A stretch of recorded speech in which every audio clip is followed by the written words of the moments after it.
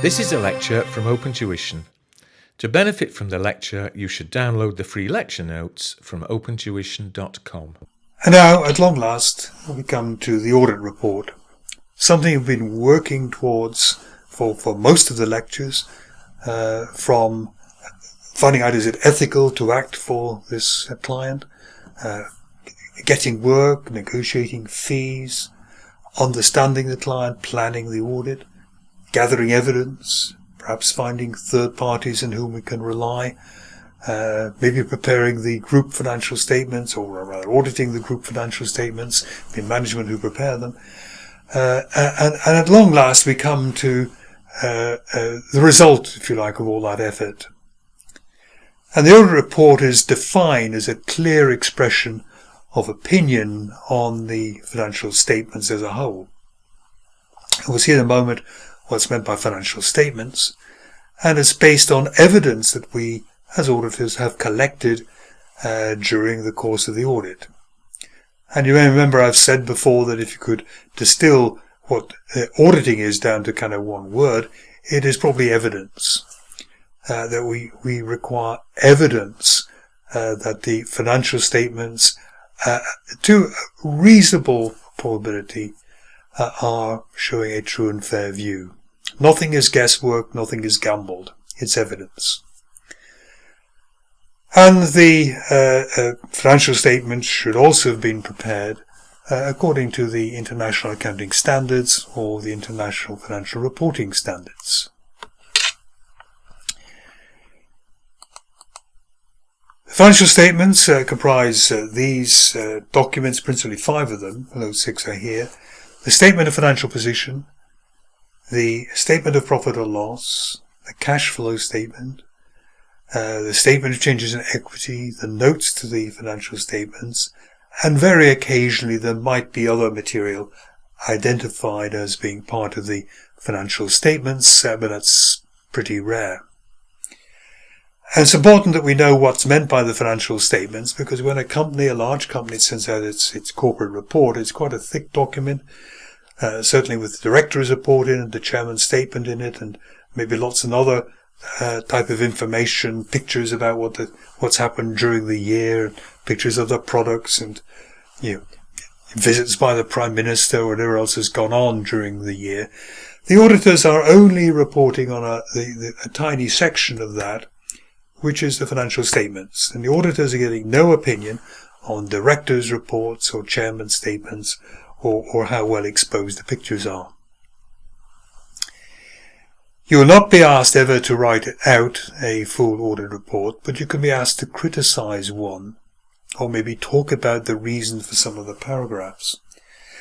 And the ISA is very strict about audit reports. This, after all, is the public face of an audit. This is what the members see, and there is very little discretion on either the titles you use for the various paragraphs or the order in which they come. So at the top, the auditor's report will be entitled Independent Auditor's Report to the members of ABC Company. So it is clearly saying, here I am the audit report. There is no chance of people reading something else and thinking that's the audit report instead. It's proclaiming itself to be the audit report. And then, coming up now, the next paragraph, it will say opinion. It says opinion if the opinion is an unmodified opinion, if it's basically saying that the financial statements show a true and fair view. But the name of this paragraph changes, because the name of the paragraph is giving notice, is giving warning to people right up there in a heavy type of a paragraph title, that this might be a qualified opinion, or that this might be an adverse opinion, or that this indeed might be a disclaimer of opinion. So the title has to change to match the nature of the contents of the opinion paragraph. After that paragraph comes the basis of opinion paragraph. And again, its name changes to match the opinion paragraph. So if it's an opinion, clean opinion, then it is basis of opinion. If it's a qualified opinion, then it is basis of qualified opinion. If it's an adverse opinion, then it'll be basis of adverse opinion, and so on. It's a kind of one-to-one match. Whatever the opinion is, it's the basis of that opinion which follows. And it will say things like, we've applied the ISAs, that's the standard to which we've done the audit, we're independent, we have carried out the work in an ethical fashion, and so on. You'll see in the notes a kind of model audit report taken from the ISA. Then, if needed, there is a paragraph alerting people, really, to a material uncertainty to going concern. Up quite close, just after the opinion paragraph. It doesn't of itself alter the opinion. It will still be a clean audit opinion. But this paragraph is saying is, look, members, you watch out here. There is a bit of a shadow over this company, a bit of a risk that within the foreseeable future, which normally means within the next 12 months, that this company may hit financial difficulties that mean that it will not continue. And it explains the nature of this material uncertainty as to going concern. Then we have a compulsory section really on key audit matters. And this is where the auditor sets out the areas which have, in a way, given them most concern, maybe taken most time, maybe taken most judgment and almost heart-searching for the purposes of reaching their opinion. So they could explain in here, we're dealing with a company which has got these big construction contracts, and really a key audit matter was deciding how much profit it was reasonable to take in this accounting period. Or the amount of inventory has gone up in a warehouse, and a key audit matter was discovering what sort of value should be put on the inventory to make sure it was valued at the lower of cost and net realizable value, and so on. What we don't want in here, you don't want matters which are too trivial in here. And the auditors might have discussed quite a lot of stuff with management, but this is kind of distilled down, if you like, to key audit matters. In fact, it would be not doing its duty very well if it had too much trivial stuff in it. It's saying, look, here are the 4 issues you need to know about to understand the financial statements. This is where the judgment is. This is perhaps the risk where, the financial statements actually turn out to be incorrect. But as far as we know, they're okay, and we have reasonable assurance that they're showing a true and fair view. But there's some doubts and risk about these areas. An emphasis of matter paragraph is nowadays relatively rare. It's been displaced largely, I think, by the key audit matters paragraph. But an emphasis of matter paragraph is again this idea of a red flag being waved at the shareholders. It is saying, go and look at note 42, because there you will see something which you ought to know about for the proper understanding, your proper understanding of the financial statements. It's largely been kind of superseded by key audit matters, because to a large degree, if something is worth the shareholders knowing about to understand properly the financial statements, the chances are it's also been something which has been troubling maybe the auditors and is probably figuring in key audit matters. It can't appear in both. Okay, if it's in key audit matters, it is not an emphasis of matters, and the other way around. Another matter, again, probably fairly rare.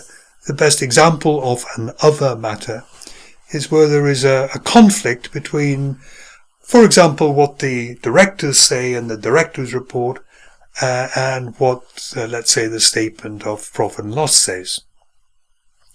So if the directors say the company's had a marvellous year and profits have increased, but the statement of profit and loss show that profits have decreased. Now we can't issue a kind of modified opinion for that, assuming we're happy with the statement of profit and loss. That's part of the financial statements. That's what we're reporting on, but we're not reporting on the director's report, and we can't alter our audit opinion on something we're not reporting on.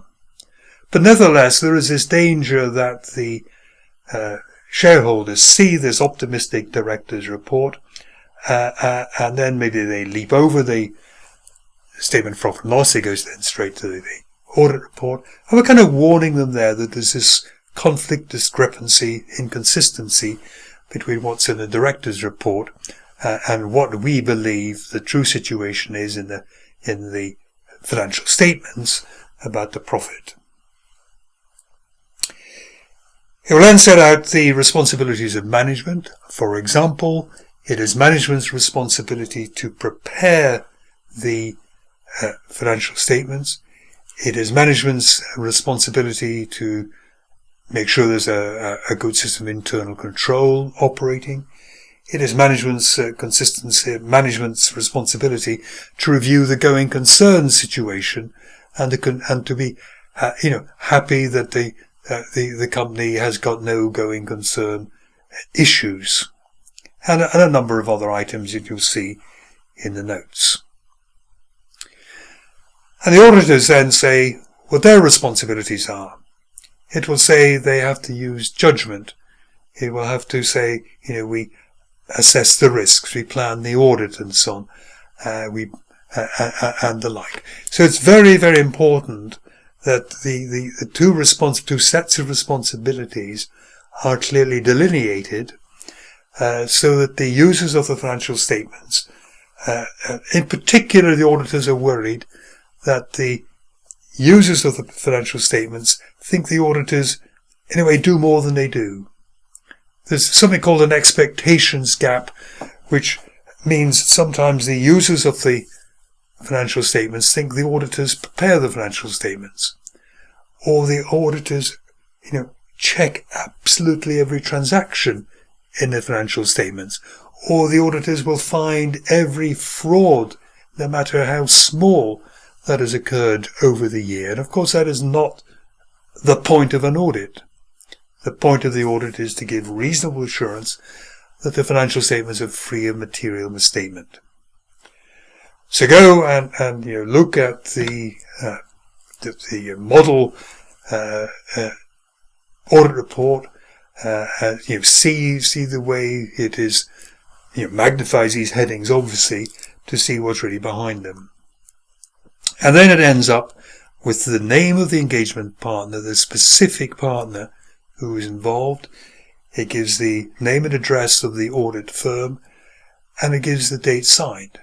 And that's important because, of course, for subsequent events.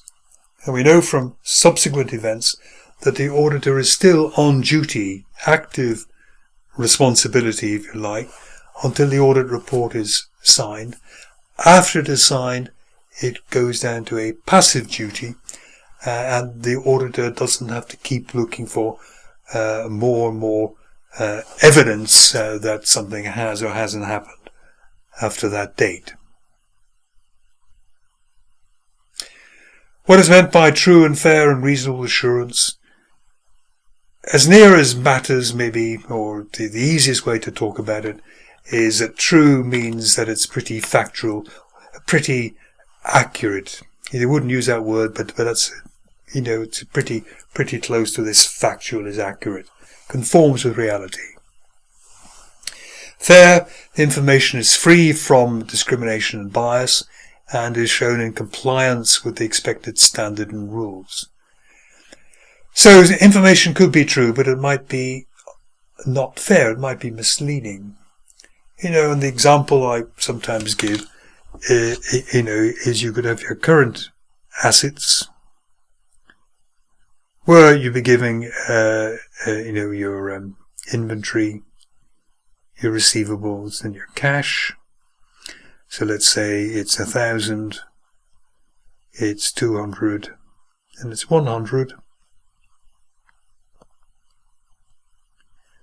You're given your current liabilities, you've got your payables in here, and your payables in here, let's say at 1100. And that wouldn't obviously be quite presented in the statement of financial position like this, but essentially that people will be looking at really what's coming out here as your working capital as 200. And they look at this and see there's working capital here of 200. Seems all right, it's a positive figure. But then they begin to look at the detail in here and they say, well, actually it's not so good because payables 1100, but only cash around, only cash and receivables around at 300. How on earth are we going to pay these creditors, these payables? Now this is the way I put it up here is really the fair presentation, that people see the detail, people can see that the liquidity of the company isn't great. But what happens if instead of doing that, I just had current assets 1300, current liabilities 1100, 200. We see working capital positive. We see the current ratio is 1300 to 1100. It's more than 1. People will be misled by that presentation into the liquidity position of the company, even though it's accurate, if you like, the numerically accurate. It is of course unfair. Remember again what's meant by materiality. Materiality is something which would reasonably influence the decisions of an addressee of the audit report, a shareholder in other words. And this is a very difficult judgment. Different shareholders react differently to the same information. The materiality we've talked about, the 0.5 to 1% of revenue, the 1 to 2% of assets, the 5 to 10% of profit. That's a communication of materiality to the team when they're doing their audit. In fact, it would be slightly lower than that for performance materiality. But then at the end of the day, the partner has to try and decide, is this misstatement of sufficient quantity or sufficient impact, its quality is such, that is going to be affecting people who are using the financial statements. Finally, other implications of the audit report, not explicitly stated there, but proper records kept, proper returns for branches, etc., etc., all the explanations received that we need to complete our audit there. Information in the director's report is consistent with the accounts. They don't have to say that. And of course we know if it was inconsistent, they would bring that up in the other matters paragraph. What we should now do is look at the recording called Willis, which works through a question from the December 2010 P7 exam, where most of the question is asking you to criticize an audit report which has been prepared by a relatively junior member of the team.